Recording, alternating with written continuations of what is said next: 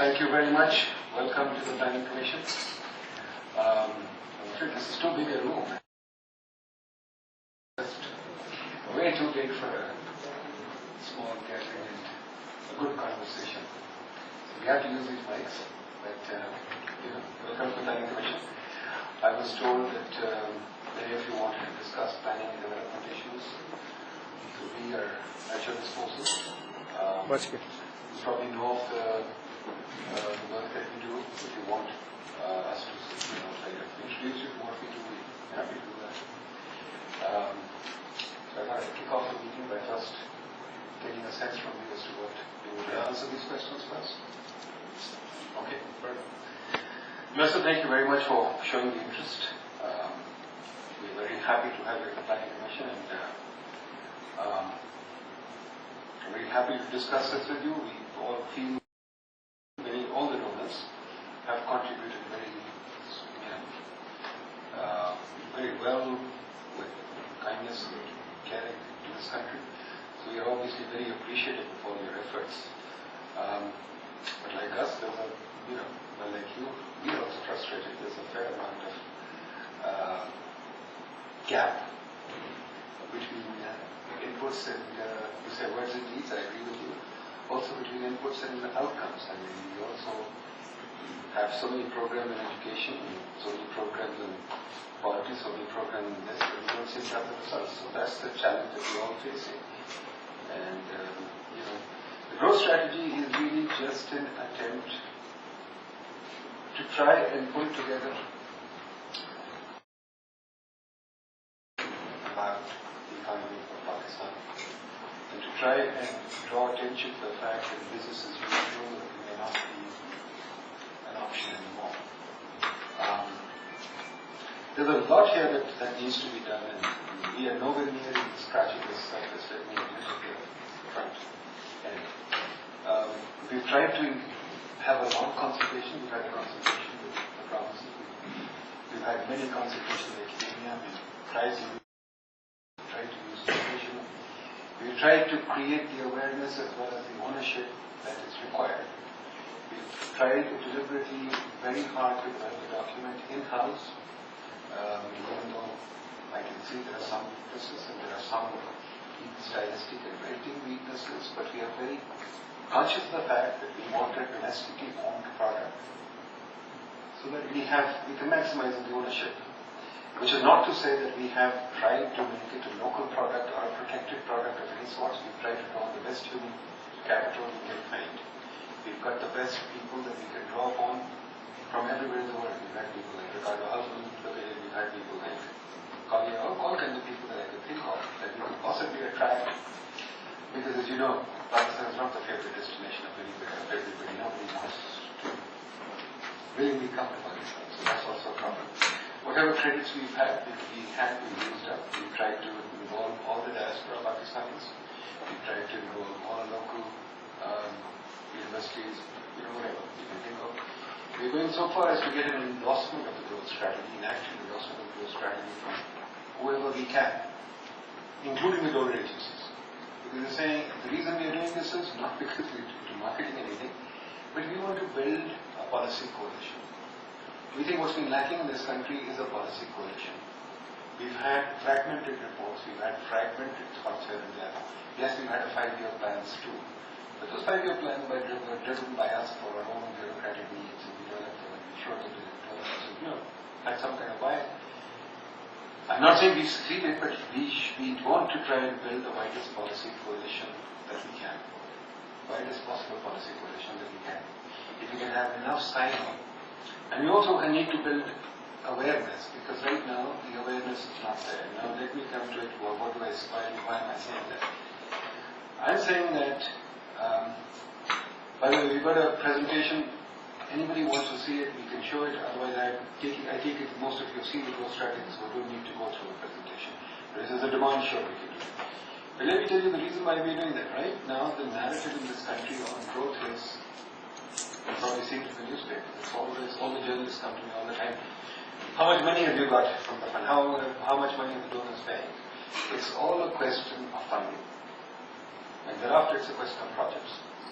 Then the powers that be always thinking of if you can build the next railroad, if you can build the next road, if you can build the next thing. We think of development purely as projects and as funding. And I think we need to change that narrative. We need to think of development as a set of outcomes and a set of results. We need to think about, hey, where are we going? In terms of, if we talk about education, I'm not interested in education. That's a project. I make a deliberately provocative statement to get your attention. I'm not interested in education. I'm interested in youth being employed. And I'm interested in youth being internationally competitive. If they're not internationally competitive, they're not employed, and if you're just putting them through madrasas, I don't know how many of you care. Then we should care another way. Right now, the dropout rate, people come to me and the dropout rate is high. I keep telling them, okay, what does that mean? What's dropout? Why are you dropping out? There's bad food. I don't like bad food. Am I dropping out? You're giving bad education. Why the hell should those kids have bad education? They're telling me they want a quality education. They don't want a bad education. So they're dropping out. They're voting with their feet. All they're telling you is, hey, we don't demand this. Why are you treating that as a dropout rate? It's not a dropout rate. It's just a fact they don't demand it. There are now villages that have English medium school that are running at 100 rupees. They've got queues. They're not dropping out from there. They're dropping out from this public sector education system, which is obviously poor quality. Now, why do I take that as an example? Why is public sector education poor quality? It is purely an economic governance reform, as you say. It's a governance issue. Because we are running those schools as a government department, as a project. We have not focused on the management of the schools. Our universities, for example, let you see the debate that we had in the universities. The universities are building buildings at a rapid rate, but not providing enough professors. They're not focused on quality. They're focused on measuring PhDs and measuring this, etc. But they have the wrong results. So we're going to get the right results, the right indicators. We have to have the right debate in our society on why we're not achieving those indicators. But right now we don't even have a debate on results. We have a debate on inputs. Media is only interested in how much money is CEDA giving us, how much money is Nomi giving us, or how much money is the World Bank giving us. It's always money. And then they're always interested in the projects. Okay, what happened to this project or that project? But nobody's asking the question. What is the unemployment rate among the youth? What are those youths doing? So we've started in the Planning Commission a youth initiative. Tough initiative. I can't tell you that I've got anything great. But hopefully we've got a nice youth competition going on, and we'll have some nice small results. But we are trying to learn as well and build it up. The idea of the growth strategy is very simple. We know, there's lots of research, and we're trying to do more research. I think we need a new approach. We've had the approach. Education here, health here, let's do this, let's do that. But the core of the system is not capable of responding. The economic governance or the governance, even the governance, I would say. Let's take security. Security could be a governance problem partly. Because, hey, how well equipped or how modern is the security system capable of taking on this threat? We have to review that. Our ability to monitor the threat. That again becomes the monitoring. What technology do we use to monitor the threat? So, at every level that I look at it, public sector enterprise, energy, for example, everybody comes to me and says, we are short of energy. Yes, we are short of energy. But I could look at it another way. When you take fuel oil at this expensive price of 100 and God knows what today, as it is going up all the time, and then you put this fuel oil through a machine that converts it into energy at 16% efficiency, whereas the rest of the world is converting at 60% efficiency, that's a huge waste. Do we have a surplus or a shortage? When you take that fuel, that energy that is converted and waste 30% in line losses, that's not a shortage. That's a governance problem, a management problem. When you take that further energy and you don't collect your bills, leave 30% uncollected on the table, that again is a management issue. So I keep telling people that we are not as energy short as we would like to. On the supply side, people will keep telling me, sir, don't worry about it. Let's just keep building more energy. keep saying, let's just focus, as an economist, I have to think of both demand and supply. What about the demand side? Look at this road. Totally energy inefficient. Double glazing windows, no nothing. We have to look at the demand side, we have to look at the management side. The electricity system is wasteful, it's a management issue. And the reform that we started, I hope we succeed. We've only taken a few steps, but that reform is purely focused on the management side. Purely focused. We need to change the corporate governance of the electricity system. We need to privatize the electricity system. We need to regulate it better. In other words, we need to make an energy market. We also need to influence the demand side of energy. Take gas, for example. In our geysers, we burn about, I think I was told a figure, what is it, Shazad? What is it? 700 MMC actually? How many megawatts of energy is that? That's 3,500. 3,500 watts of energy. Megawatts. Now, more? Overall. Anyway, point is these geysers that are energy efficient, that are in your house, my house, they're wasteful of energy. Just switching them to modern stuff could give us a huge advantage. So I'm just giving you the example. If we focus on the energy on the governance side, there's a huge gain to be had. So that's the main focus of the growth strategy. The second thing is, because our governance is bad, our markets have been pinched. Take a look at it. We tried the energy market, as I told you, it's a governance issue, so the market is gone. Same thing, take agriculture. Government is buying agricultural commodities. Obviously, the market is affected. On the other side, now to take the other side, my favorite hobby is the real estate market. Because property rights are not strictly enforced, our real estate market is virtually dead. You go outside Islamabad, you'll find it doesn't work very well. That's again a governance issue. Take contract enforcement. I met an entrepreneur in DC. He has one of the largest IT companies in Pakistan, TRG. And he told me, he said, if you want to do anything, good kid, I must say. He said, two things which resonate very well with the growth strategy. I asked him, I said, okay, what do you want to do for entrepreneurship? He said, I don't want, just give me property rights and contract enforcement, I'll do the rest. Now, we don't have that. And the tragedy is that in all our sector work, etc., we have forgotten about these issues. Yes, we paid lip service to them now and then in some report, but we have made them central. We are trying to make them central now. We are trying to say, look guys, we have to address these issues and we have to address the governance issue. And part of the governance issue is, take the competition commission for example, is we're talking about how poor our markets are. So we must change the markets of Europe. My favorite question to people is, and I'll ask you this too, you've all lived in Pakistan long enough, and Bill Gates came to Pakistan and said, I want to invest $100 billion. Where would he invest it? And everybody turns around to me and sort of gets all worked out about my favorite project. But when you work through the mechanics of them, they realize that this country can't absorb $100 billion. Why can't it absorb $100 billion? Because the regulatory framework, the economic governance framework. So how can we have growth if we can't absorb $100 billion? Very easy. If you take the same $100 billion to Ottawa, Frankfurt, or whatever, how long will it take you to invest it? That's the kind of comparison that we have to do. We have to make these international comparisons and we are making them.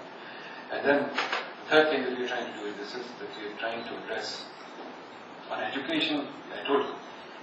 Now inclusion, people talk about inclusion a lot. I think the strategy we are proposing is the most inclusive because right now, if you think about it, the poor have actually no space in this country. We still maintain the myth that the poor live in rural areas, which I strongly contest. I think the poor have to come to the cities. In rural areas, they remain poor. But our cities are our cities inclusive. So we have to make our cities inclusive. Cities is where the poor people find employment, jobs, and growth. And that's what we have to do. So we're talking about cities in that sense. And finally, we want to address the youth and the women, but especially youth in this thing, to really include them. We don't include them. And they can be included only in cities and only in big activities like big-time construction, like big-time retail, like big-time service industries, like their own entrepreneurship. Some of these kids, most of these kids, in fact, are uneducated because of our failures in the past. How do we deal with it? We can't just forget them. We can't just say, okay, now wait till we give you education. That can't happen. They have to be employed now. How can we do it? We have to think of nano enterprise and informal sectors. And those informal sectors sectors have to be in cities, so we have to think of that. So that's a short sort of synopsis of what we are doing. Now, as to, in terms of status, look, this is something that hopefully, inshallah, we'll take it to the National Economic Council at the end of the month, and hopefully get adopted there. But as you know, in this country, that doesn't mean much. We don't have a strong process like yours, if something is adopted, I can tell you it's done. But at least we cross that hook, we have it adopted.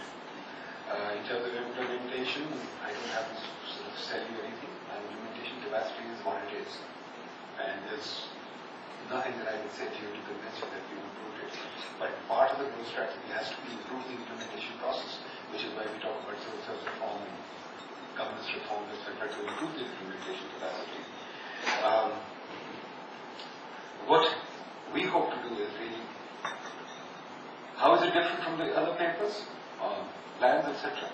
As I said, we are trying to move from the input-based program, sector-based approach to a much more economic governance reform-based approach. As I keep telling people, give me 3 reforms and I'll change this country. Let's think of those 3 reforms. Let's not think of building 2 little things here and there. We've built a lot in this country. I would argue that our infrastructure, we've done this research.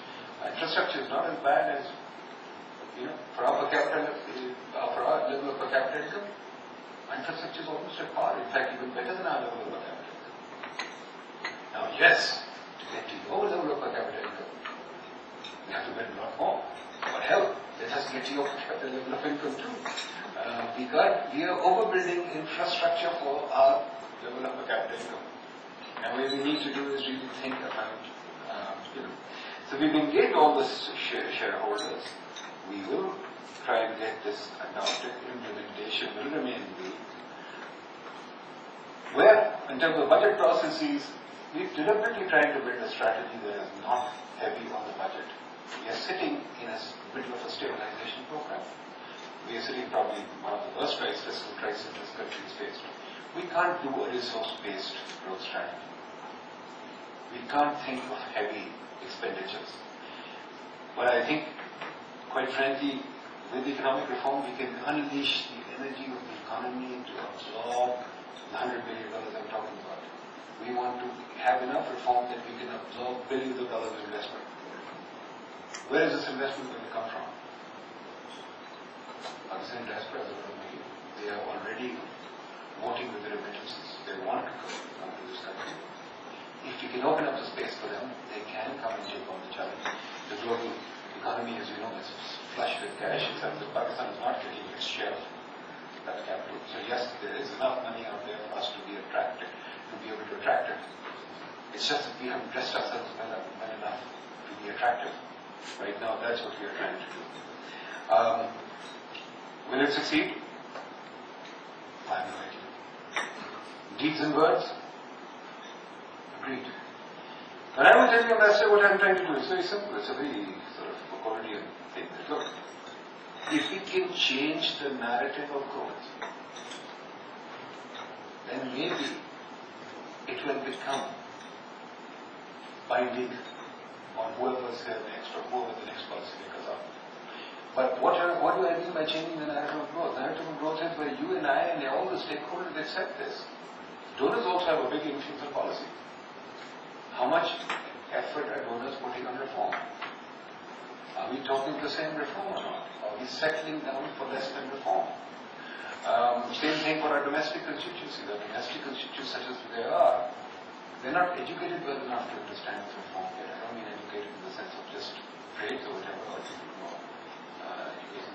I'm just saying, we've just not begun to develop the reform story. And the only thing we say in the defense of what we're trying to do is that we're trying to develop a very different analysis from the way we articulated this in the past.